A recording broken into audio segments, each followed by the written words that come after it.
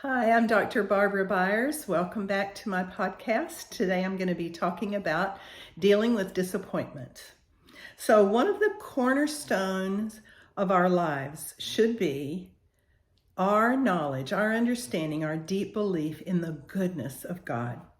And during times of disappointment, one of the ways that we immunize ourselves against falling into deeper disappointment and despair is just by being utterly confident in God's goodness, that He is good all the time, that He is good no matter what our disappointment is, He can be trusted to bring good. And so that means I must not allow a circumstance that I don't understand to dislodge me from my faith, to dislocate me somehow, and disengage me from functioning well and continuing to mature because disappointment has come. Disappointment will creep in. It'll enter our storehouse of hope and begin to steal and pillage it.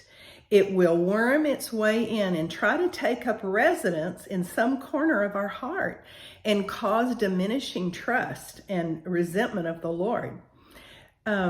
Sometimes, somehow, some way, we think, there should be an easier way to life and that life should be more fair, less difficult, sometimes less disappointing. And then we can get into disillusionment because we actually end up, sometimes subtly, trying to make Jesus be the servant of our dreams rather than serving His kingdom in surrender and trust.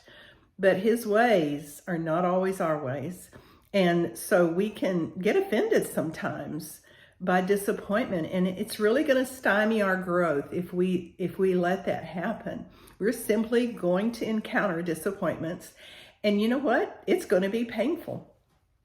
So just imagine for a minute your life as a blank sheet, and then you write on it all of your dreams and hopes and what things are going to look like, your loves, your accomplishment, your expectations, past, present, and future. And then someone comes along with a big black marker and puts a line through that page. And that's what disappointment can feel like. Who entered this and slashed through what my plans and dreams were? But the real question is, what are we going to do with disappointments? How are we going to deal with them? And way too often we end up putting God on trial and hold Him hostage because we've judged Him. We've judged our circumstances, our disappointments from our immature and very limited experience as if, we're the center of the universe, but we don't have enough wisdom to judge that. What we can do is make a choice to yield and surrender. So in Isaiah 61, there is a beautiful prophecy about Jesus, and I'm going to read the first 7 verses. You'll be familiar with this probably. The Spirit of the Sovereign Lord is on me, because the Lord has anointed me to proclaim good news to the poor. He sent me to bind up the brokenhearted. That includes those broken in disappointment. To proclaim freedom for captives and the release from darkness for the prisoners, to proclaim the favorable year of the Lord's favor and the day of vengeance of our God, to comfort all who mourn and provide for those who grieve in Zion, to bestow on them a crown of beauty instead of ashes, the oil of joy instead of mourning, a garment of praise instead of a spirit of despair.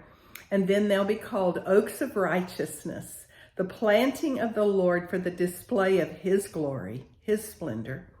They'll rebuild the ancient ruins and restore the places long devastated.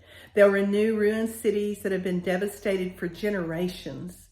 Strangers will shepherd your flocks. Foreigners will work your fields and your vineyards. And you will be called priests of the Lord. You'll be named ministers of our God. You'll feed on the wealth of nations, and in their riches you will boast.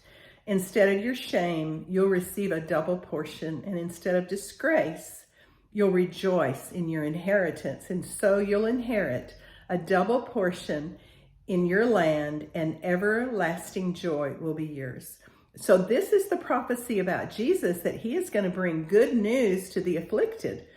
And when we are disappointed and crushed sometimes by dreams that don't come true, or that got waylaid somehow, our souls are really afflicted and we need his comfort.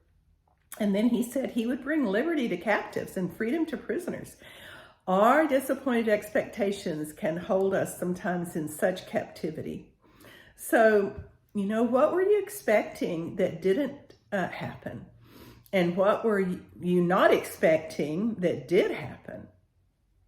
We all have expectations about life and love and God. And so what have you appointed that got disappointed, that seemed to have gotten taken away from you? We're going to have to be willing to deal with that if we're going to continue in maturity. But we have these beautiful promises in Isaiah 61, this prophecy that Jesus will come and heal and bind us up and loose the good, even a double portion. So he says if we'll let go, what we're going to receive is gladness, joy, comfort, release from shame. In other words, rejuvenation from the Holy Spirit, real life. So an example of someone deeply disappointed more than once was the prophet Jeremiah. And he asked the Lord in Jeremiah 15:18, he says, "Why is my pain perpetual and my wound incurable?" He was so disappointed. And God did answer him, but he didn't come along and explain all the disappointment. He didn't say, "I know what you expected, let me help you understand." He just gave the answer to Jeremiah, the answer that will heal us. And he said, "Jeremiah, if you will extract the precious from the worthless, then you'll become my spokesman." See, the choice is ours. If you will come, if you will stick with it, if you will extract what's precious here in what seems worthless to you in this disappointment, if you'll choose it, because the precious is often hidden inside what seems worthless to us. It's a gift wrapped in something so unexpected. And so our expectations can refuse it. No, this can't be the Lord. This can't be good. But Isaiah 45:3 says, "I will give you treasures of darkness and hidden wealth of secret places, in order that you may know that it is I, the Lord, who calls you by name." The treasure is hidden in the darkness. It's gift wrapped. But we have to experience the pain of the darkness, the painful disappointments, to get at the treasure. You remember Mary and Martha? Oh, they were so disappointed. "Lord, if you had been here, my brother wouldn't have died." And yet Jesus had something so much greater than that to show them. So we have to receive the package it's wrapped in order to redeem the treasure.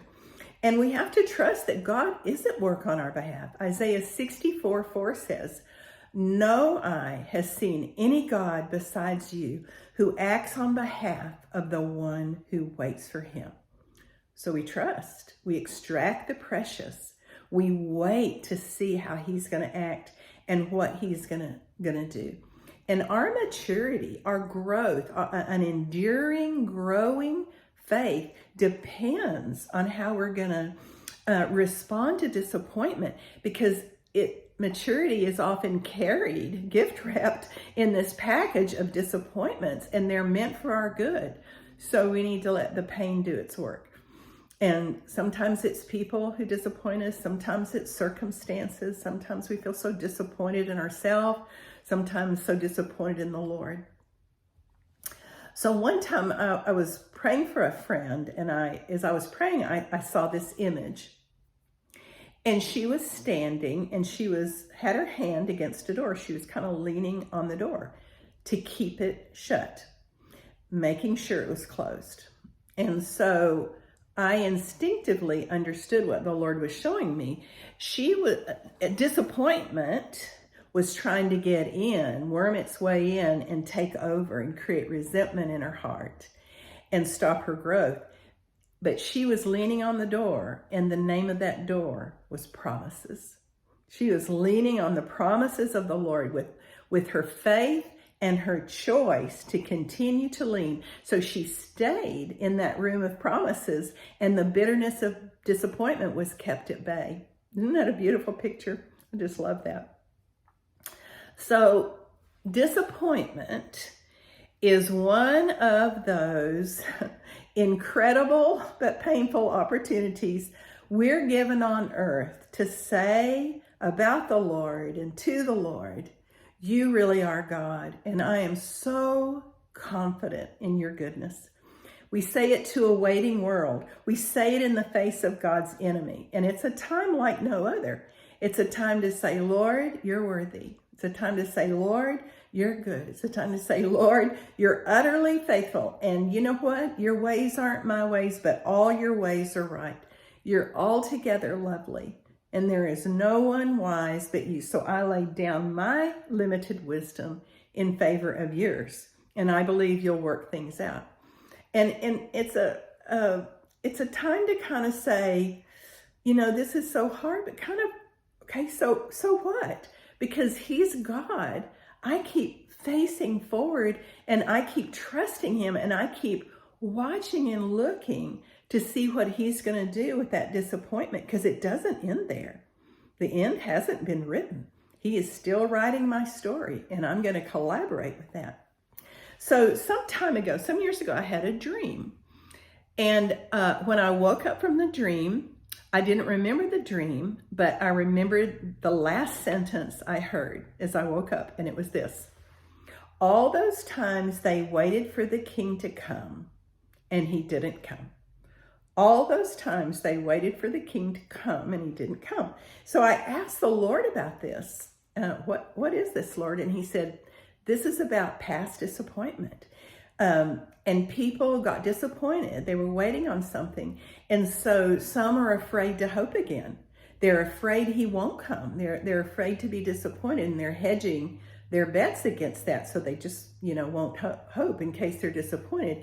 And others are actively anticipating non-fulfillment. It's this negative anticipation. I believe he won't come, so I'm not going to trust him. But as I prayed about it some more, I saw the king come.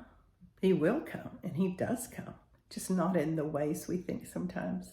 And I saw the king come and bring a crown of love to place on heads. He wants us to anticipate that he will come. He wants us to believe, which means we've got to repent of our unbelief and deal with some of our stuff that's hindering us. But when we persevere during disappointment, we'll receive that crown. In fact, James 1:12 says we will receive that crown. So a good assignment is get your pen and paper and sit with the Lord and just say, where have I been disappointed that I'm still holding it?